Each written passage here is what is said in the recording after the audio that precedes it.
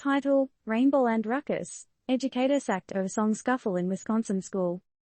TLDR, Melissa Tempel, a Wisconsin-based teacher, has faced the unceremonious boot after she publicly criticized her school district for prohibiting a first-grade concert from featuring the song Rainbowland. In the sleepy town of Wisconsin, where cheese is king and the Packers reign supreme, a colorful drama unfolded at a local school, leading to the firing of Melissa Tempel, an erstwhile first-grade teacher. But what crime could she possibly have committed, you ask?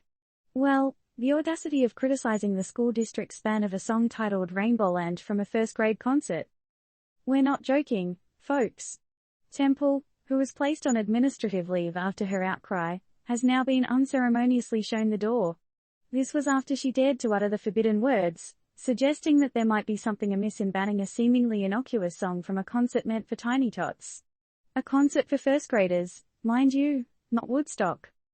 So, here we are, smack dab in the middle of a 21st century kerfuffle, questioning whether the musical preferences of our children are being muzzled. In a society priding itself on free speech, does an educator not have the right to question the curriculum, or is it just open season on rainbows and melodies? But it's not just about this one teacher. Remember, Tempel was essentially acting as a voice for her students.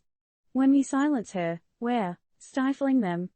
As we gaze upon this unfortunate situation, we have to wonder, when did expressing concern become a fireable offense?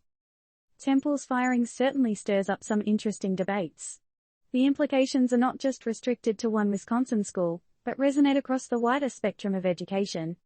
It begs the question, are we providing our teachers the freedom they need to ensure our children grow in a positive, expressive environment? Or are we muffling their voices under the guise of protocol? We're left pondering if this is an isolated case or an eerie foretelling of a more restrictive future for educators. As we reflect on the situation, we can't help but wonder, how will this dismissal affect a relationship between school authorities and teachers elsewhere? Are we headed towards an educational future where teachers might hesitate to voice their concerns? And if so, isn't it time we reassess the rules of engagement within our educational institutions? Disclaimer: this article is intended for informational purposes only. It does not constitute or imply an endorsement or recommendation by Turned Up News of any kind. So, my dear readers, let's put our thinking caps on, shall we? Do we want a future where an educator's role is reduced to a mere conduit for dictated content, with no room for dialogue or dissent? Or do we seek a more dynamic, vibrant educational landscape where teachers are empowered to express their concerns, and students learn to appreciate the beauty of diversity and dialogue? I leave you with this, folks: isn't education supposed to be about learning, questioning, and growing, rather than mere compliance?